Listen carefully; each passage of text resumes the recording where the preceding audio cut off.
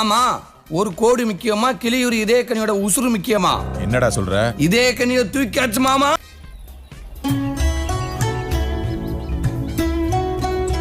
மட்டும் கேக்குது. Camera on பண்ணி பேசுங்க அத. அந்த டீம் ஆர்சி வரமாட்டி ஐ வந்துட்டு பண்ணு. ஐயையோ! என்னடா வரும்போதே தலையில துண்ட போட்டு உட்கார்ந்திருக்க. மாலா, நீ ஒண்ணும் கவலைப்படாதமா. அந்த பயல ஆட்டோட வச்சு அமுக்குறேன்.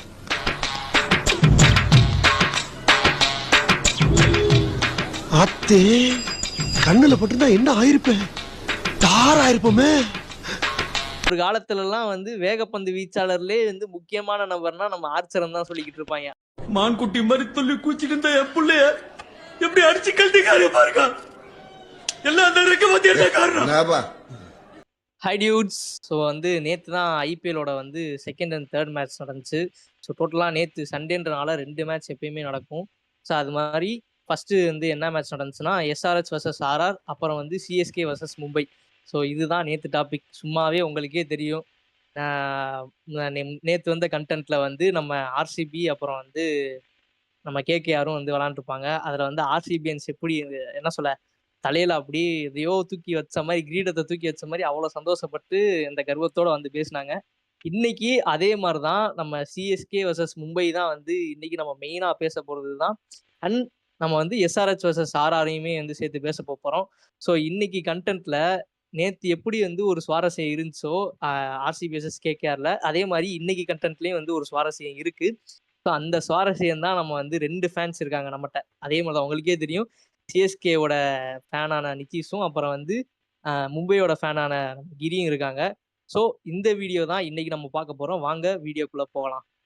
南の島はあったけパイナップルプル頭ポカポカアホバーカ ஸோ டியூட்ஸ், நம்ம வந்து என்னன்னா லைக் மும்பை மும்பை அப்படின்னு சொல்லிட்டு நம்ம கிரி வந்து நாளைக்கு வாடா பார்த்துக்கலாம் அப்படின்ட்டு டைலாக்லாம் பேசிட்டு இருந்தாப்புல மேட்ச் நடக்கிறதுக்கு முன்னாடிலாம்.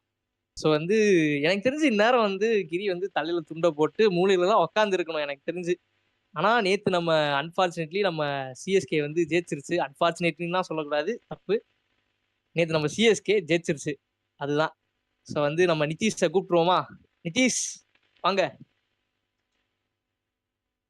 வேமா வந்து உசு சீவனம் வாங்குறான் பாரு, வந்துட்டான். எனக்கு தெரிஞ்சு அடுத்த ஆளை கூப்பிடணும். எனக்கு என்னன்னா தலைமறைவா இருக்கேன் வரமாட்டேன். நேத்து பேசின பேச்சுக்கு தலையை வந்து என்ன பண்ணிட்டு இருக்கான்னு தெரியல. வீடியோ எடுக்க வந்துட்டோம். வந்ததுக்கப்புறம் நம்ம தலையை வந்து வந்ததுல இருந்து கேமரா ஆஃப் பண்ணிட்டு தான் உட்காந்துருக்கேன். என்ன பண்றான்ட்டு பாத்துருவோமா? எப்பா மும்பை ஃபேன் கிரி சார், ஹலோ. வர முடியாது. வந்துதான் சார் ஆகணும். நேத்து அவ்வளவு பேச்சு பேசுனீங்களே ஆர்சிபி ஜெயிச்சதுக்கு, இன்னைக்கு உங்க மும்பை என்னாச்சு? அவ்வளவு வாய் பேசுனீங்களே. மும்பை வந்து அன்பார்ச்சுனேட்லி அது மட்டும் இல்லாம இங்க ட்ரெடிஷன் அது. என்ன ட்ரெடிஷன்? இதவே 12 வருஷம் சொல்லிட்டு இருக்கீங்களாடா? ஏன்டா ஃபர்ஸ்ட் மேட்ச் தோக்கறதே ஒரு 12 வருஷமா சொல்லிட்டு இருக்கீங்களா? கேவலமா இல்ல? அப்பனா நீ வந்து வாய் பேசிருக்கூடாது தம்பி. நேத்தே நீ சொல்லிருக்கணும் நாங்க ஃபர்ஸ்ட் மேட்ச் நாங்க தோப்போம்னு சொல்லிருக்கணும். என்னமோ சொல்ற, ஸ்பின்னர்ஸ் அடிப்போங்கற, ரோஹித் சர்மா ஃபார்ம்ல இருக்காதுங்கற. சரி நீ அதெல்லாம் கதையெல்லாம் இல்ல. முதல்ல கேமரா ஆன் பண்ணு தம்பி, கேமரா ஆன் பண்ணுப்பா. வாய்ஸ் மட்டும் கேக்குது, கேமரா ஆன் பண்ணி பேசுங்க அத. அந்த டீம் ஆர்சி வரமாட்டி ஐ வந்துட்டு பண்ணு. ஐயையோ! என்னடா வரும்போதே தலையில துண்ட போட்டு உட்கார்ந்திருக்க. நான் சொன்னேன் பாத்தீங்களா, சொன்ன மாதிரியே தலையில துண்ட போட்டு வந்திருக்கேன். எந்த அளவுக்கு கொண்டு வந்து டைமர் கிரி, இதுதான் தேவையில்லாத வாய் பேசக்கூடாதுன்னு சொல்றது. ஆனா நானா வந்து இந்த ஆர்சிபி மாதிரிலாம் வந்துட்டு தேவையில்லாமலாம் வந்து இந்த லீக் ஜெயிச்சதுக்கெல்லாம் பேச மாட்டேன். எனக்கு நேத்து நல்லாவே தெரியும் சிஎஸ்கே ஜெயிப்பேன்னு சொல்லிட்டு, நீ தான் தேவையில்லாம வாய் விட்ட அப்படி இப்படின்னு சொல்லிட்டு. அதனால ஒரு சின்ன தப்பு நடந்து போச்சு, வேற ஒண்ணும் இல்ல. டாப் ஆர்டர் வந்து சரிஞ்சிருச்சு. ஓ கருப்பு, உண்மையிலேயே கருப்பச்சாமி நீதாயா? என்னை எப்படி காப்பாத்திருக்க தெரியுமா? காப்பாத்திருக்கனா? சொன்னா உனக்கு புரியாது, விட்டுரு. சரி, எப்பயுமே ஒரு டாப் ஆர்டர் சரிஞ்ச போவா. 5 வருஷமா டாப் ஆர்டர் சரிஞ்சிட்டு தான் இருக்கு. அதை நான் சொன்னா நீ கேட்க மாட்டேங்கிற. ஆனா ஒண்ணு சொல்லியே ஆகணும். லைக் வந்து நேத்து மும்பையா இருக்கட்டும், சிஎஸ்கேயா இருக்கட்டும், 2 பேருமே வந்து என்னன்னா லைக் சிஎஸ்கேலாம் கிட்டத்தட்ட சொல்ல போனா வந்து பவுலிங்ல வந்து மிரட்டி விட்டாங்கன்னு தான் நான் சொல்லணும். ஏன்னா கிட்டத்தட்ட வந்து 100 வந்து 4 விக்கெட்டு. அதெல்லாம் வந்து எப்படின்னா லைக் வந்து கூகுளிலே போட்டு வந்து என்ன சொல்ல ஒய்டு போற மாதிரி போய் அப்படியே வந்து உள்ளக்க ஸ்டெம்பில் தட்டிச்சு சரியான பாருங்க. போல அதெல்லாம். ஹலோ நூறா என்ன நூறுங்கிற ஸோ ஓவராலாக பார்த்தோம்னா சிஎஸ்கே வர்சஸ் மும்பையில் வந்து 2 டீமே வந்து நல்லாவே பெர்ஃபார்ம் பண்ணியிருந்தாங்க. அதில் வந்து எந்த குறையும் சொல்லக்கூடாது. ஒரு என்ன சொல்ல மும்பை வந்து ஒரு 155 டார்கெட் வச்சுட்டு அதுக்கப்புறம் சிஎஸ்கே வந்து ஒரு 156 வந்து சேஸ் பண்ணணும். ஸோ ஒரு ஃபீல்டிங் பார்த்துட்டு வந்து அந்த டீம் வந்து சேஸ் பண்ணுறதுன்னு சொல்ல போனால், அதுவும் இல்லாமல் ஆப்போசிட் டீம் வந்து சளைச்சவங்கலாம் கிடையாது. ஆப்போசிட் டீம்லேயே வந்து நல்ல டீம் தான். ஸோ அதனால் வந்து 155னாலுமே வந்து சேஸ் பண்ணுறது வந்து கொஞ்சம் கஷ்டம் தான். ஸோ அப்படி இருக்கும்போது ஓப்பனிங் இறங்கி லைக் வந்து ஸ்டார்டிங்லேருந்து எண்டு வரைக்கும் வந்து என்ன சொல்ல நல்லாவே விளாண்டு கொடுத்த பிளேயர்ஸும் இருக்காங்க. நடுவில் மிடில் ஆர்டர்ஸ்லேயும் வந்து அவுட் ஆனவங்களும் நிறைய பேர் இருக்காங்க. பட் இருந்தாலும் அந்த சேசிங்கை வந்து நல்லா சேஸ் பண்ணிட்டு போனாங்க. ருத்ராஜ் கெய்க்வாட்லாம் வந்து கிட்டத்தட்ட சொல்ல போனோம்னா வந்து 50 வந்து அடிச்சு அதுக்கப்புறம் டீமை கொண்டு போனாங்க. அதே மாதிரி ரவீந்திராவும் அதே மாதிரி தான். சொல்ல போனா இந்த 2 பேர் தான் வந்து நேத்து கேமுக்கு வந்து சேசிங்க்கு வந்து ரொம்ப ஹெல்ப்ஃபுல்லா இருந்ததே வந்து இந்த 2 பேர் தான். கெய்க்வாடும் அப்புறம் வந்து ரவீந்திராவும் சொல்லலாம். அதுக்கப்புறம் மும்பையிலையுமே வந்து சும்மாலாம் இல்ல. அந்த சைடுமே வந்து நல்லாவே பெர்ஃபார்ம் பண்ணிருந்தாங்க. பவுலிங் அந்த சைடு நான் சொல்லணும்னா வந்து புத்துன்னு சொல்லிட்டு ஒரு பையனை வந்துட்டு உள்ளக்குள்ள இறக்கிருக்காங்க. பொடியன் தான். அவனை பத்தி ஒரு டாபிக் ஒன்று இருக்கு. நான் காலைல தான் பார்த்தேன். அவன் வந்து எப்படின்னா டொமஸ்டிக் கிரிக்கெட்லாம் எதுவுமே விளையாடல. கேரளால ஒரு நம்ம டிஎம்பிஎல் மாதிரி ஒரு நார்மல் லீக்ல போய் விளையாண்டுருக்காங்க. அந்த லீக்ல வந்து எம்ஏயோட ஸ்கவுட் போய் பார்த்து இந்த பையன் நல்லா போறான்னு சொல்லிட்டு அங்க இருந்து ஒருத்தனை தூக்கிட்டு வந்து உள்ள விட்டாங்க. அடுத்த ஒரு பிளஸ் பாயிண்ட் வந்து மும்பைல பாத்தீங்கன்னா நம்ம தீபக் சகர். ஓகே இந்த ட்ரெஸ்ஸை போட்டு தானே சிட்டியை பூரா ஏமாத்துறீங்க. நாங்க வந்து நம்ம பிளாக்ல இருந்து ஒருத்தனை நம்ம அவங்க பிளாக்ல வந்து இறக்கணும்னு சொல்லிட்டு இறக்கணும். நாங்க வந்து நம்ம பையனால தான் நாங்க அடிக்கவே விட்டோம். ஆனா பையன் வந்து நல்லா வந்துட்டு விளையாண்டாப்ல. அதே மாதிரி வந்து போட்ட ஃபர்ஸ்ட் ஓவரே வந்து விக்கெட் இந்த மாதிரி வந்து நிறைய இருக்கு. ஆனா எங்க ப்ராடக்ட்ல அப்படிதான் இருக்கும். அதே மாதிரி வந்துட்டு இன்னொன்னு சொல்லணும்னா சூரியகுமார் அவரோட கேப்டன்சி உண்மையிலே நான் ஒரு இன்டர்நேஷனல் கேப்டன் தான் சொல்லிட்டு காமிச்சாரு. சேப்பாக்ல வந்து கேப்டன்சி பண்றது அவ்வளவு பெரிய எளிதான விஷயமே கிடையாது. ஏன்னா சேப்பாக் வந்து மித்த கிரவுண்ட் மாதிரி கிடையாது. இருக்கிறதே ரொம்ப ரொம்ப ஹீட்டான கிரவுண்டு. அங்க வந்து நீ ஃபீல்ட் செட் பண்றது, ஒரு ரன்னை வந்து எடுக்கிறது, ரன்னை வந்து எப்படி கட் பண்றது சொல்லிட்டு சூரியகுமார் அதை வந்து நல்லா பண்ணி காமிச்சாப்ல. சேப்பாக்ல வந்து முன்ன பின்ன பழக்கம் இருந்தவங்க மட்டும் தான் கேப்டன்சி பண்ண முடியும். அதே மாதிரி பேட்டிங் ஆட முடியும், பவுலிங் போட முடியும். அதை வந்து நேற்று சூரியகுமார் அதை வந்து கரெக்டாக வந்து பவுலர்ஸை டயர்ட் ஆக்காம கரெக்டாக இது பண்ணி ஒரு இது பண்ணாப்புல. நேற்று மும்பை பண்ண ஒரு மிஸ்டேக் வந்து மேட்சை வந்து இன்னும் கொஞ்சம் க்ளோஸாகவே கொண்டு போயிருக்கலாம். மும்பை பண்ண ஒரே மிஸ்டேக் வந்து ட்ரெண்ட் போல்ட வந்து அந்த 17வது ஓவர் வந்து கொண்டு வந்தது. அங்க வந்து புத்தூரை போட விட்டுருக்கணும். போட விட்டுருந்தா இன்னும் கொஞ்சம் மேட்ச் கொஞ்சம் சீரியஸா போயிருக்கும். அந்த ஓவர்ல ப்ரெஷர் கொஞ்சம் ரிலீஸ் ஆயிடுச்சு. நம்ம ரவீந்திரா ஜடேஜா வந்து ஒரு 4 வந்து ஆஃப்ல அடிச்சிருவாரு. எங்களுக்கு கொஞ்சம் ப்ரெஷர் ரிலீஸ் ஆயிடுச்சு. ஆனா வந்து அந்த மேட்ச் நாங்க ஜெயிச்சிருப்போம். எப்படினாலுமே ஜெயிச்சிருப்போம். ஆனா இன்னும் கொஞ்சம் க்ளோஸா போய் தான் நாங்க வின் பண்ற மாதிரி வந்திருக்கோம் எனக்கு தெரிஞ்சு. இதுதான் மும்பையோட பிளஸ். சிஎஸ்கே இல்ல இப்ப சிஎஸ்கே பார்த்தோன்னா யார் ஒரு விக்கெட் விட்டாங்க. ராகுல் திரிபதி வந்து அவுட் ஆயிட்டாப்ல. ஸோ அடுத்து பார்த்தீங்கன்னா ஒரு மாதிரி ருத்துராஜும் சரி நம்ம ரவீந்திராவும் சரி பார்ட்னர்ஷிப்பை போட்டாங்க. அதில் பார்த்தீங்கன்னா அதிலே தெரிஞ்சு போச்சு ஒரு மாதிரி சிஎஸ்கே தான் ஜெயிக்க போறாங்க அப்படின்னு. ஸோ அடுத்து பார்த்தீங்கன்னா ஒரு மிக்ஸ்அப் நடந்துச்சு சிஎஸ்கேலையும். இவங்க 2 பேரும் அவுட், அதாவது அவுட் ஆனோடனே ஆமா ருத்ராஜ் அவுட் ஆனோடனே அடுத்து என்னாச்சுன்னா லைக் வந்து என்ன சொல்ல ஒரு அந்த இடத்துல என்ன சொல்ல ஒரு ஹோப்பே வந்து விழுந்த மாதிரி இருந்துச்சு. தீபக் கூட அப்புறம் பாத்தீங்கன்னா சாம் நான் வந்து எல்லாரும் அவுட் ஆகணும்னு வேண்டி இருக்கீங்க. அதே பாக்குறீங்களா? அதே பார்க்கணும்னா இந்த இவங்களே பாரு. அவங்களே பாருடா. தோனி வருவான்ல. அதான் நான் மிடில் ஆர்டர் ஊடல உழப்புனாங்க. அது ஒண்ணு. அப்படி ஏதோ பண்ணி ஜெயிச்சிட்டீங்க. எங்களுக்கு என்ன பிரச்சனை, ரோஹித் சர்மா அடிக்கல. மற்ற மிடில் ஆர்டர் பார்த்தீங்கன்னா கொஞ்சம் டீசெண்டா பெர்ஃபார்மன்ஸ் பண்ணிருக்காங்க. ரோஹித் சர்மாட்ட வந்து ஒரு 20-30 ரன் இருந்தா ஒரு குட் டோட்டலா இருந்திருக்கும். 180 அது உங்களுக்கு கொஞ்சம் சேஸ் பண்ண கஷ்டமா இருந்திருக்கும். இது மிடில் அடிக்கும் சொல்லிட்டு அது எங்களோட இஷ்டம். நேற்று நாங்க ஜெயிச்சிட்டோம். சரியா? ஜெயிச்சா நீங்க அமைதியா தான் இருக்கணும். அமைதியா தான் இருக்கணும். நாங்க எதுவுமே இது ஜெயிப்போன்னு எனக்கு காலையிலே தெரியும்டா. எனக்கு நான் அந்த வீடியோ போகும்போது சொல்லிட்டேன்டா. சரி அந்த மேட்சை பத்தி விட்டுருவோம். நான் நேற்று மேட்ச்ல எனக்கு வந்து பெருசாவே எனக்கு ஃபீலே ஆகல. நான் அந்த ஃபர்ஸ்ட் மேட்ச்லாம் நான் அந்த ஒரு பயத்துல இருந்து நான் வரவே இல்லை. இன்னும் நான் கிரிக்கெட் விளாண்டுட்டு கரெக்டா ஒரு 4 மணிக்கு 5 மணிக்கு வந்து நான் வந்து உட்காடுறேன். பார்த்தா 280 ரன்னு.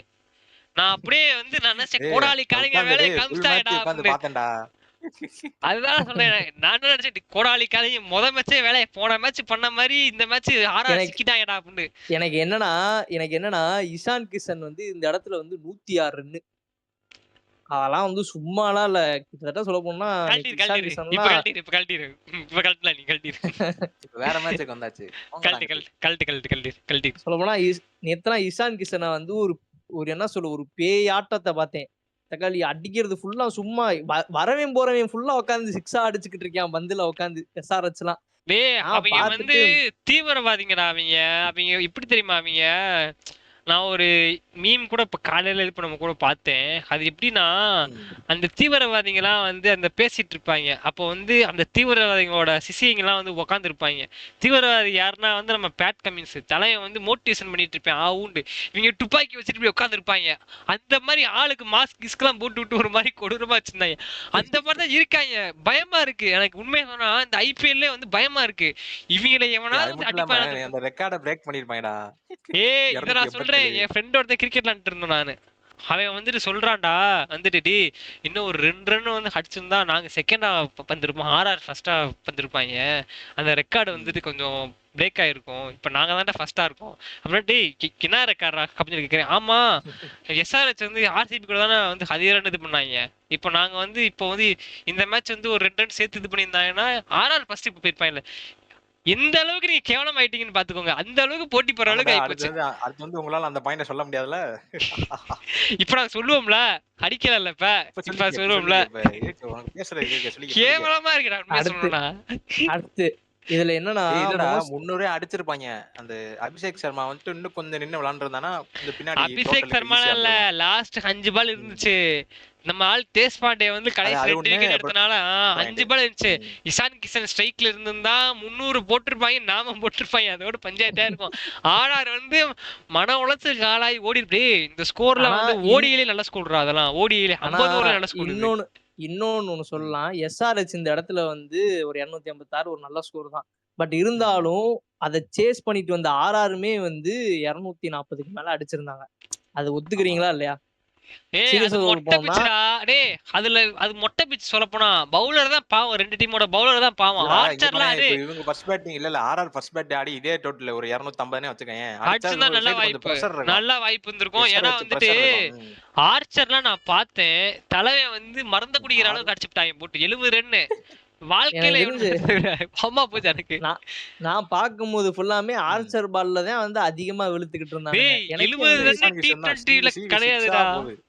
இஷான் கிஷன் 4 ஜாஸ்திடா. 4 தான் அதிகம்.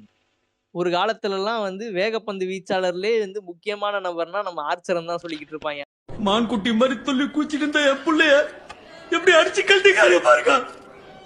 எல்லாம் அந்த இருக்க பத்தி காரணம். ஆனா ஆர்ச்சர் பாலே போட்டு தூக்கி வீசிட்டானுங்க. போல்டர்ல பட்டி 4 போவோம். 6 போவோம். அந்த அதுதான் 2019ல அவங்க வின் பண்ணும்போது.